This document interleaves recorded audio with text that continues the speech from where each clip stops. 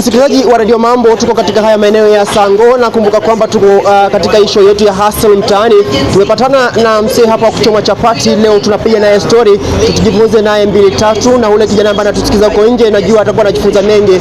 Labda tukianza tu na jina lako, tueleze jina lako nani na hii kazi umefanya kwa muda upi? Okay, kwa majina naitwa Derek Nyongesa. Na hii kazi kwa sasa ni mwaka wa kwanza. Leo nimaliza shule, badala kutafuta kazi nikaona heri ni employee.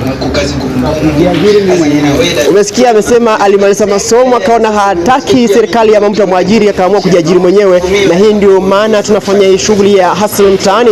Tunakufunza yule ambaye anakuchukiza huko nje, na labda kila kazi ama safari kwa hii maisha lazima ikuwe na changamoto.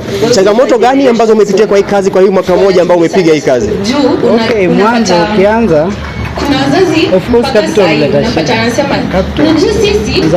unaweza taka kuanza kununua vyombo kama pana hapa, niko meza na stock tu kuleta kwa wingi. Unapata ya kwamba ile pesa ya kuanza nayo biashara inakuwa shida, na bado ukianza biashara kuna ile matatizo kwamba ukishaanza unaweza pata ile stock kadogo kanaisha. Sasa ile ya kuboost inakosekana, kwa hivyo finance inakuanga shida, na ule mtu anaweza kuelekeza. Unaweza pata kama hii ni new idea, kupata ule mtu amefanya hiyo kitu sasa ni ngumu sana. Huwezi pata mtu mwenye alikuwa na hii idea sasa kushika mkono kuelekeza like role model, huwezi pata. So amesema kwamba changamoto yake moja hapo kubwa kabisa ni pesa ambazo anakosa kufanya kupata hapa, lakini yote 9-10 anajitatua kabisa kuendeleza hii biashara. Na labda kule kijana ambaye anakusikiza hapo nje angekuwa na akili ya kuanzia hii biashara lakini hana mtu wa kumwelekeza, unaweza toa ushauri gani kwa huyo kijana ambaye anakusikiza hapo nje?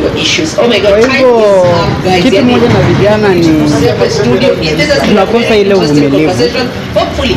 Na kitu kama hii of course haihitaji pesa mingi. Maximum mtu akiwa na shilingi 15,000 anaweza anza hii biashara, na hii inaweza mlisha, na biashara iko fiti, inaweza mpata kipato kila siku. Kwa hivyo wako mvumilivu, kama anaweza kupata mtu yeyote anayefanya kazi na avumilie kwa muda mdogo tu, akuwa ameassemble hiyo 15,000, actually ataweza kufanya kazi na atapata kipato na ataweza kushukuru baadaye.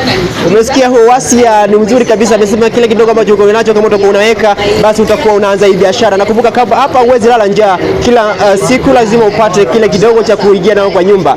Na labda kwa yule kijana ambaye anakusikiza ako na akili ya kuanza biashara na hana huo ujuzi, akisema kwamba leo nataka kutembea maeneo ya Sango nione jamaa kupika chapati anifunze ujuzi, je, utakuwa unamkubali kumfunza ama hautakubali kueneza huo ujuzi kwa kijana?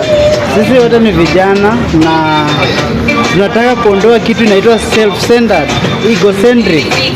Tunataka sisi wote tuinuke, hakuna ubaya tukiinuka wote.